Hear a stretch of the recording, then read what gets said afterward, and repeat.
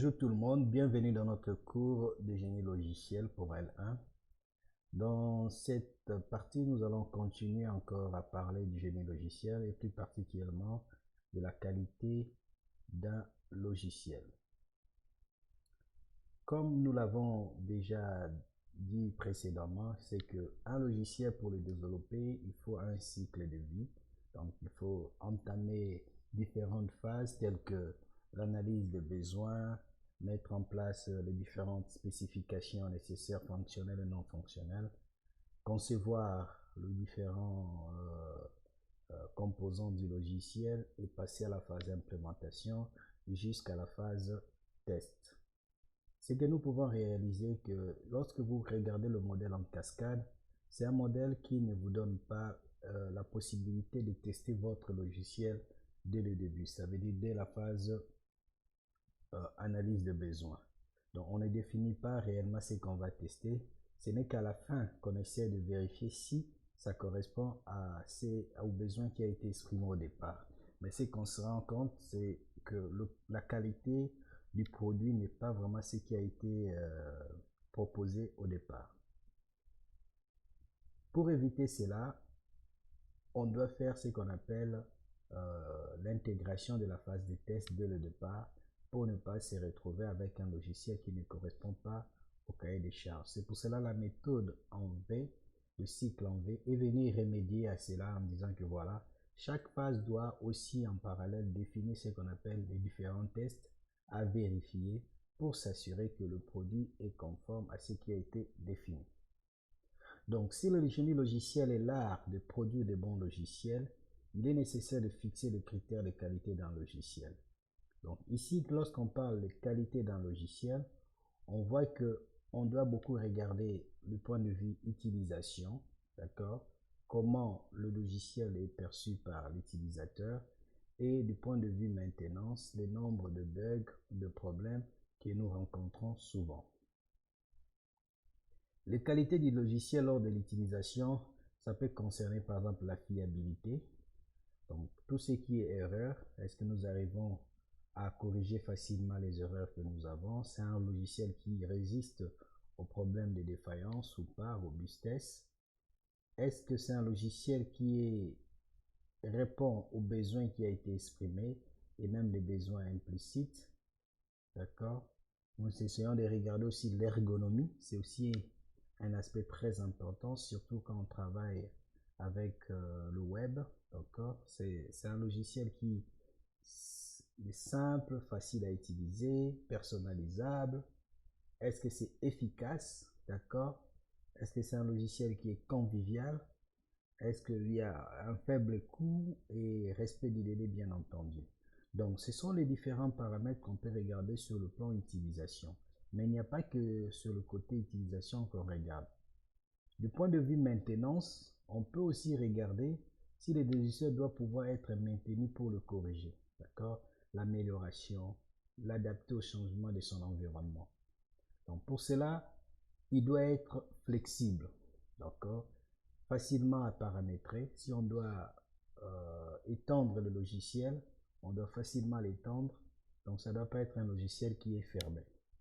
Un logiciel peut être aussi portable du point de vue maintenance. Ça veut dire que éviter l'assembleur et le langage trop confidentiel. Donc si on programme par exemple en Java, c'est plus facile de les déployer sur n'importe quel environnement. Structuré, donc l'utilisation de modules ou de classes, de procédures ou de fonctions. Donc on peut faire aussi appel à ces notions-là. Un logiciel aussi avec une indépendance maximum entre les structures.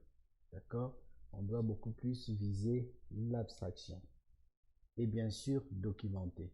Donc ici, on va juste effleurer quelques points sur la qualité, mais dans les classes montantes, vous aurez tout un grand chapitre sur la qualité. Donc tout ce qu'on peut retenir est que nous devons mettre en place un système qui va faire en sorte que notre logiciel soit un logiciel de qualité. Donc ces différentes qualités ne sont pas toujours compatibles ni même réalisables. Donc c'est pour cela que vous devez souvent trouver un compromis. Donc les objectifs de qualité doivent être définis pour chaque logiciel. Donc lorsque je conçois par exemple un logiciel de gestion des étudiants, n'est pas pareil qu'un logiciel de gestion, par exemple, des comptes bancaires. Car ce qu'on exige pour la gestion des étudiants n'est pas toujours pareil à l'exigence de paiement bancaire. Donc, la qualité du logiciel doit être aussi contrôlée par rapport à ses objectifs. Donc, le logiciel, du point de vue qualité, est mesurable. Donc, nous devons savoir sur combien de paramètres nous devons mesurer notre logiciel. Ces paramètres-là pourront nous aider à évaluer de temps à autre. Donc, on parlera souvent de plusieurs types de tests. Je ne vais pas aborder ici, mais j'essaie seulement de rester là pour vérifier que le logiciel marche bien. Parmi les tests, il y a par exemple les tests unitaires. Donc, le test unitaire, c'est un test où vous testez chaque fonction de votre logiciel pour s'assurer que la fonction répond réellement à ce qui est demandé, attendu de lui. D'accord? Une fonction somme, lorsque vous donnez des nombres, il doit vous retourner la bonne valeur et non la mauvaise valeur. Donc, si vous donnez deux valeurs qui sont nulles ou l'une des valeurs est nulle, ça doit vous générer une exception, à moins que vous puissiez considérer les valeurs comme étant égales à 0. D'accord? Donc, vous devez être en mesure de bien s'assurer que vos fonctions fonctionnent correctement et réalise ce qui a été demandé pour chacune d'elles. Et vous pouvez aussi faire un autre test à part les tests unitaires, c'est les tests d'intégration. Donc, dans l'intégration, on remonte un peu à un niveau supérieur. Nous savons que chaque fonction se trouve dans un module. On peut aussi parler d'un composant. Par exemple, je suis dans le module authentification. L'autre, je suis dans le module, par exemple, affichage des utilisateurs. Et je dois m'assurer que les deux modules fonctionnent correctement au paiement par carte bancaire. D'accord? On ne peut que payer si on est authentifié. Donc, on va s'assurer que les deux modules peuvent s'intégrer. D'accord? Ça, c'est le test d'intégration. Donc, on peut passer, là, on définit un workflow. Donc, pour passer d'une étape à une autre, voilà ce qu'on va faire. On va lancer tel module et après, on pourra, c'est-à-dire quelqu'un qui est authentifié peut faire le transfert bancaire.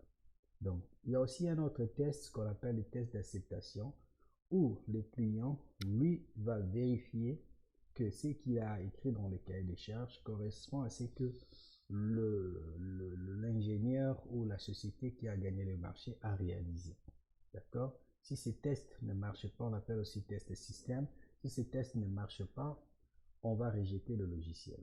Donc, ou bien on va demander de faire ce qu'on appelle des améliorations.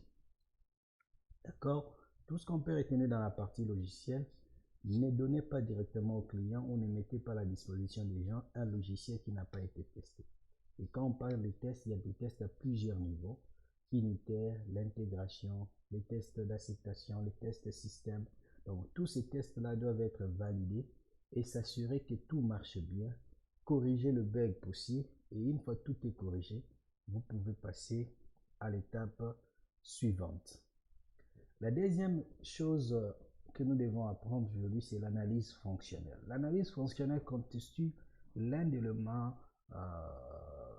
éléments principaux pour bien comprendre les systèmes.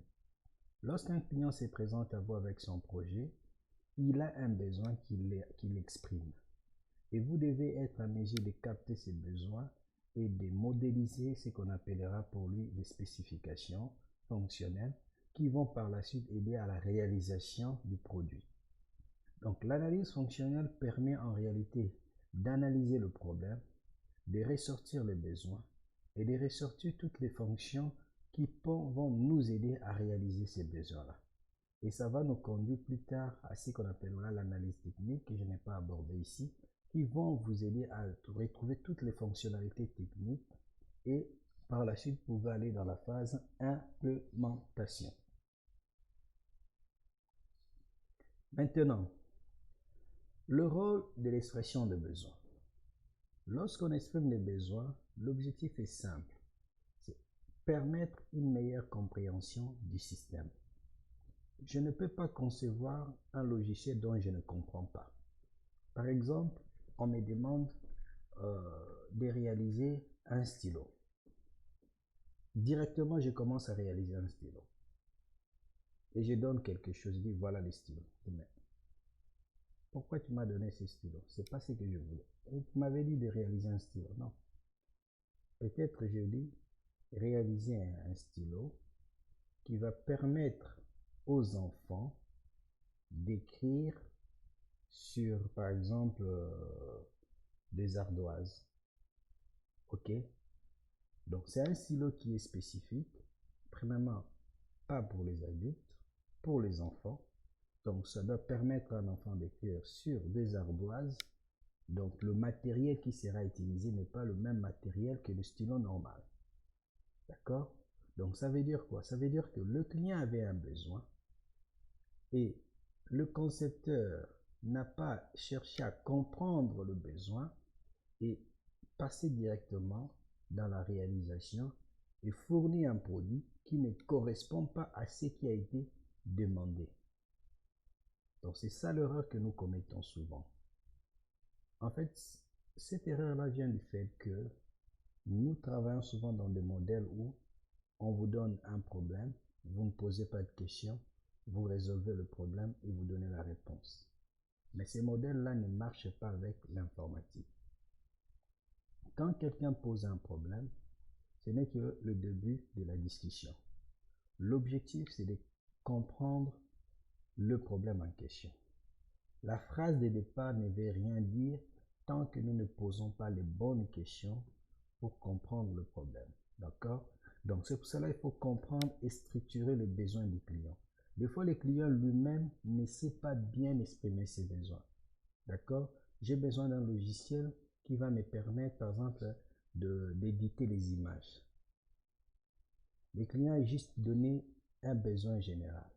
Mais lorsque vous allez entrer dans les détails, vous allez comprendre, par exemple, non, lorsque je prends une vidéo ou une photo avec mon téléphone, je veux un logiciel qui va me permettre de faire une retouche de cette image-là. Ce n'est pas un logiciel qui va être déployé n'importe où, mais déployé sur le téléphone mobile. Donc c'est une application qui n'est pas web, c'est une application qui est mobile, et c'est cette application mobile qui va me permettre d'éditer une image et de, par exemple, rogner l'image, réduire la longueur, la largeur, ou bien changer la couleur, faire quelques effets spéciaux sur l'image. D'accord? Donc, clarifier, filtrer, organiser les besoins et ne pas chercher l'exhaustivité. Donc, parce que le domaine est assez vaste, on essaie de rétrécir les choses pour focaliser sur l'essentiel. Donc, lorsque vous posez les bonnes questions, vous pouvez recevoir les bonnes réponses. Par exemple, qui est l'utilisateur de ce logiciel? À quoi va servir ce logiciel? Dans quelle plateforme on va utiliser ce logiciel? Combien de personnes seront connectées sur la plateforme? Chaque image peut être de quelle taille en moyenne? D'accord?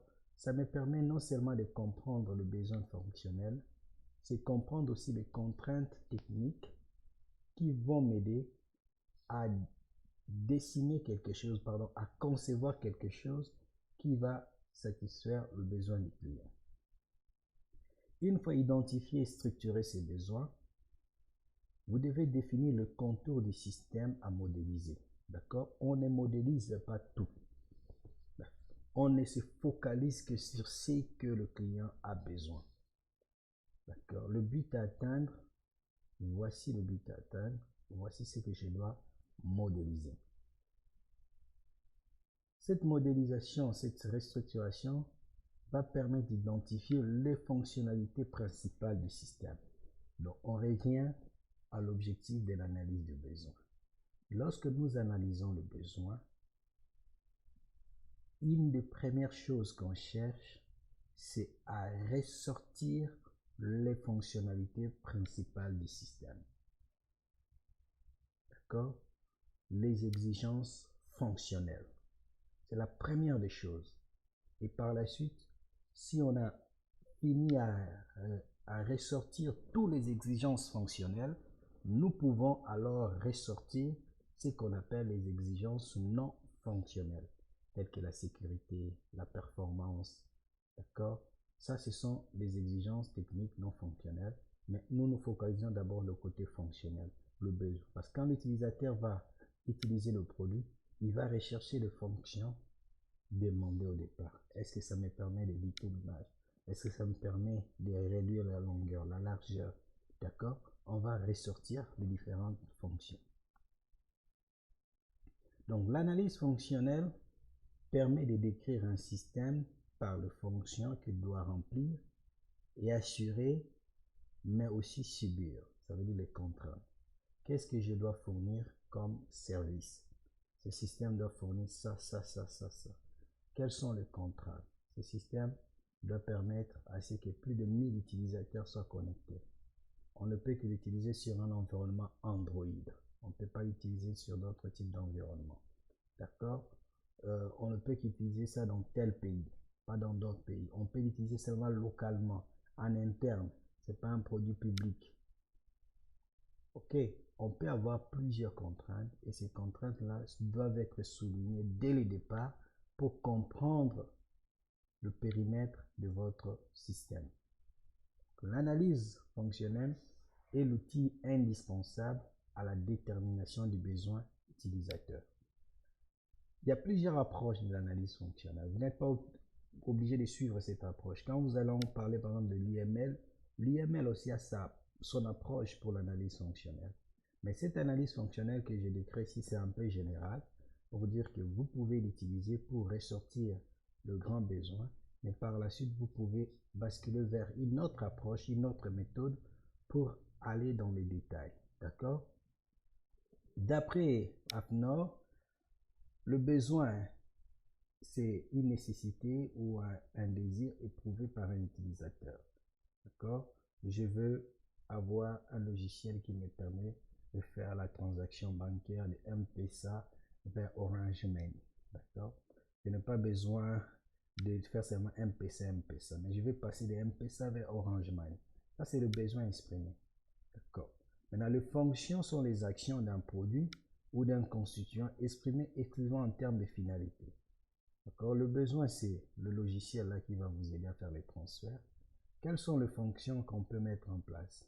Des fonctions d'abord pour identifier le client de Orange Money, identifier les clients de M-Pesa, vérifier que la personne a quelque chose, c'est-à-dire le solde, le montant à transférer, et faire les transferts.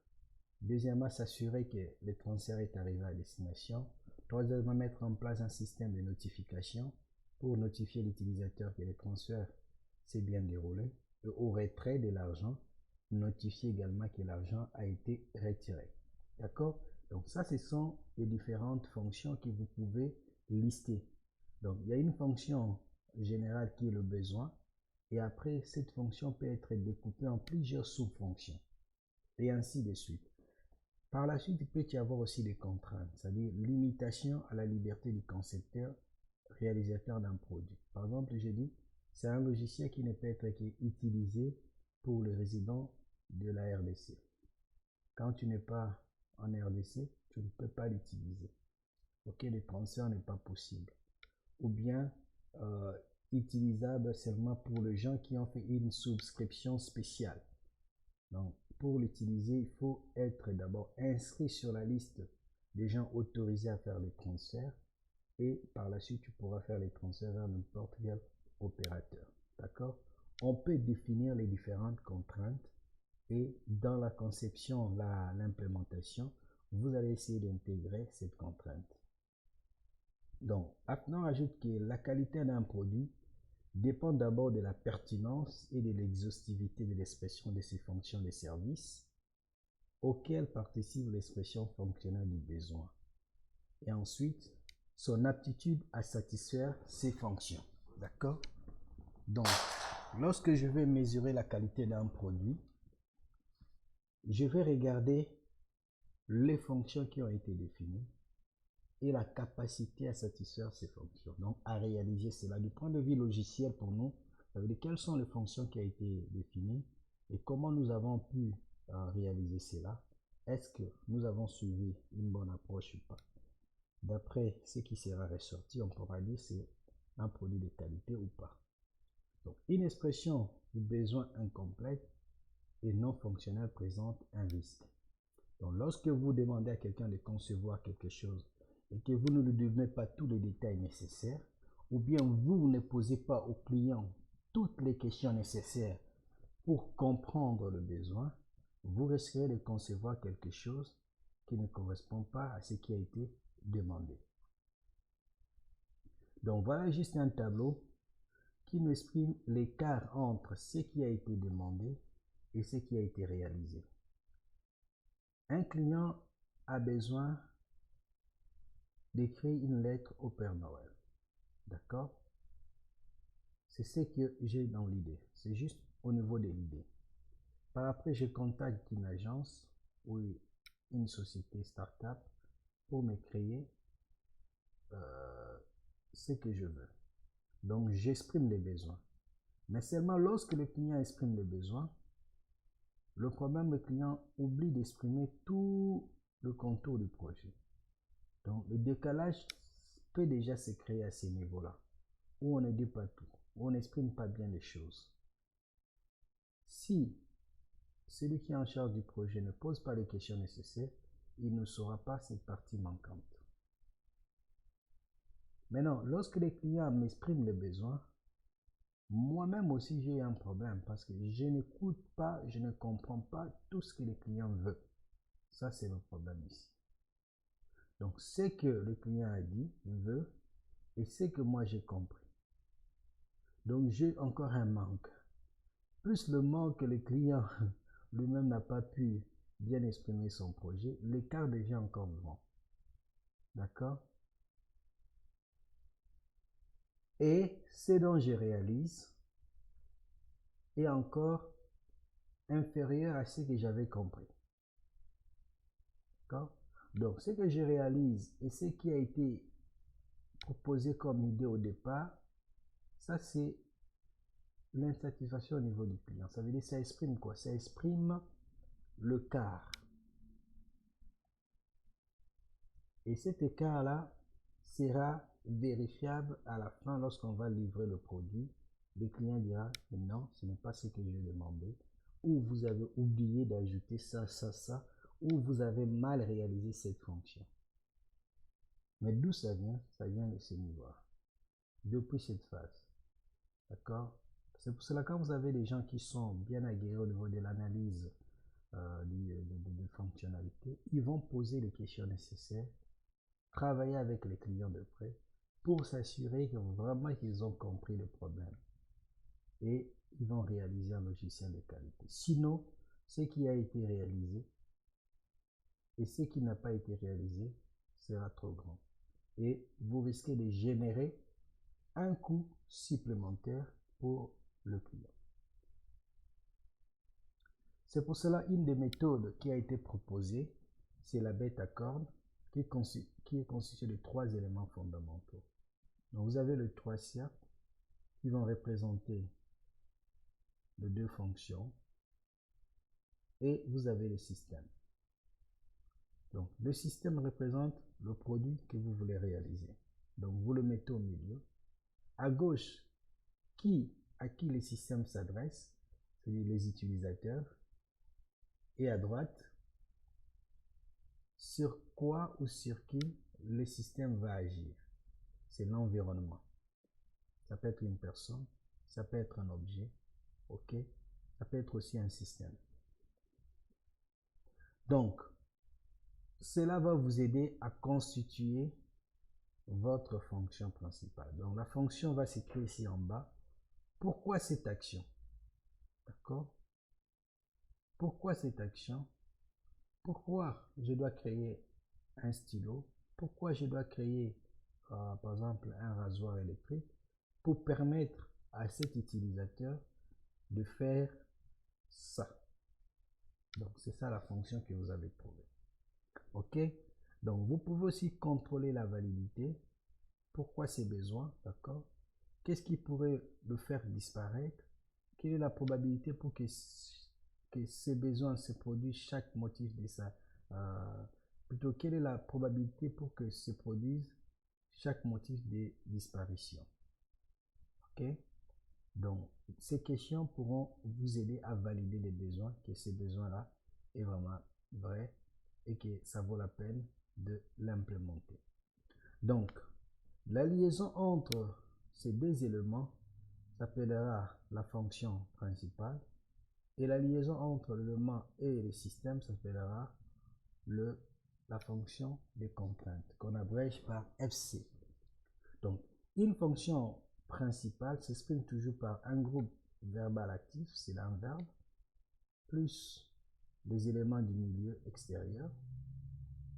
Mais lorsqu'on relie un élément du milieu extérieur et le système, le dispositif, c'est une fonction de contrainte. C'est plutôt utilisé avec un verbe réactif. Donc, les fonctions principales vont relier les différents éléments extérieurs, tels que FP1 relie EM1 et M2, FP2 relie EM1 et EM6. Donc, s'il n'y a aucune relation entre les deux, on ne le relie pas. Et s'il y a des contraintes, on l'exprime également. D'accord? Donc, votre responsabilité sera premièrement d'identifier, exprimer, caractériser, valider, hiérarchiser les fonctions des services. D'accord? Ces différentes fonctions. Ces fonctions des services devront être soit des fonctions principales ou d'usage, ou bien des fonctions de contrainte ou d'adaptation. Donc, chaque fonction de service, on posera les 3 questions pour valider. Si ça ne vaut pas la peine, inutile de représenter cette fonction. Par exemple, quel est le but de cette fonction? Qu'est-ce qui pourrait faire évoluer la fonction? Qu'est-ce qui pourrait faire disparaître la fonction? OK? Et vous pouvez vérifier que dans le temps, ça va marcher. Donc, vous aurez à dessiner un tableau pour représenter le cahier des charges fonctionnel. Donc, votre diagramme va vous donner plusieurs fonctions et ces fonctions peuvent être découpées en sous-fonctions. Donc, la première colonne, c'est la fonction et vous devez associer 3 autres critères. Le niveau de sonore, par exemple, pour mesurer la fonction. Chaque fonction aura un ou plusieurs critères pour le mesurer. Et chaque critère sera évalué, mesurable avec une valeur. D'accord? Et on va dire est-ce que c'est flexible ou non flexible. Pour dire que c'est vraiment obligatoire, pas vraiment obligatoire. Tel qu'ici, par exemple, une fonction être silencieuse, on peut mesurer ça par quoi? Par les niveaux sonores. Quand c'est 50 décibels, on dit oui, c'est bien. Mais ça peut être, on peut accepter des valeurs entre moins 55, plutôt 45 et 55. Ce sont des valeurs acceptables. Une fois que vous avez ressorti les fonctionnalités nécessaires, vous pouvez maintenant créer ce qu'on appelle le cahier des charges fonctionnel. OK? Donc, le cahier des charges fonctionnel d'un projet, c'est un document par lequel la maîtrise d'ouvrage exprime son besoin pour le projet. D'accord? L'initiateur du projet va exprimer son besoin en mettant ça dans un document et ce document-là s'appelle cahier des charges. Lorsque quelqu'un gagne le marché, on lui remet ce cahier des charges et il doit exécuter ce qui est écrit dans le cahier des charges. Donc, ce besoin doit être formulé en termes de fonctions que le futur utilisateur aura à accomplir ou que le système devra accomplir pour lui. D'accord? Le cahier des charges permet en outre de provoquer chez les concepteurs ou les réalisateurs, ça veut dire le prestataire, celui qui va gagner le marché, la conception et la réalisation du produit le plus efficient. D'accord? Ça va nous aider.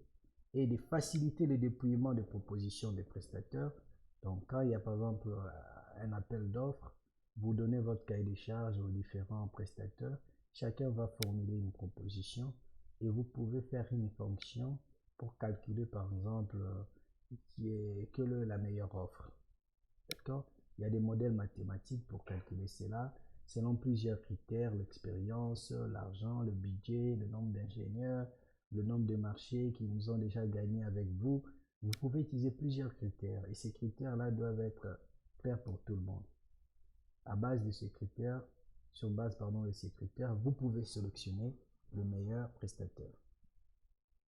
Et par la suite, ce cahier de charges sera le point de départ pour toute discussion, pour soit améliorer ou bien enlever ce qui n'est pas important. Donc, AFNOR définit les cahiers de charges comme étant les documents par lesquels le demandeur exprime son besoin en termes de fonctions de service et de contraintes. Donc, pour chacune d'elles, sont définis des critères d'appréciation et leur niveau. Chacun de ces niveaux doit être assorti d'une flexibilité. Donc, c'est ce que j'avais défini ici. Pour chaque fonction, il y aura des critères. Et pour chaque critère, il y aura un niveau. Et pour chaque niveau, on va donner la flexibilité nécessaire. Donc, lorsque vous regardez un cahier de charges, vous avez quelque chose de comme ça. Bon, ça peut varier, hein? Ça dépendra de quel nombre vous suivez. D'habitude, on présente le projet, on présente le contexte du projet, dans quel contexte ce projet doit être réalisé. On présente les objectifs, description de l'existant, les critères d'acceptabilité du produit, l'expression des besoins, donc on exprime les besoins, le besoin fonctionnel, les besoins non fonctionnels, d'accord, les contraintes de performance, les systèmes d'exploitation ciblés, ainsi de suite. Donc vous décrivez tous les éléments nécessaires pour votre projet, ok, et aussi l'évaluation du coût. Vous pouvez aussi faire un budget d'estimation, c'est un projet à 1 million de dollars, c'est un projet à 100 000, c'est un projet à 10 000, et ainsi de suite. Et les délais, 2 ans du projet ou bien 6 mois du projet. Et les autres aussi vont calculer, voir si réellement ils vont accepter de soumettre l'offre ou pas. Et vous pouvez aussi proposer le déroulement du projet. Ça veut dire la phase planification, la phase plan d'assurance qualité pour s'assurer que le logiciel est de qualité et la documentation pour reprendre le projet en main. Et quatrièmement, la responsabilité. La maîtrise d'ouvrage, ça veut dire celui qui a créé le logiciel, c'est plutôt celui qui a le projet, et la maîtrise d'œuvre, c'est lui qui va réaliser le logiciel. Donc ce qu'on peut retenir dans cette phase, c'est que vous pouvez analyser les besoins, comprendre de quoi il s'agit et dresser un cahier de charges que vous allez donner aux différents prestataires pour la réalisation de votre logiciel. Ok? Donc, nous allons nous préparer pour la prochaine séance à attaquer la modélisation UML. Et pour cela, je vous dis à bientôt et nous allons continuer dans quelques instants. Merci.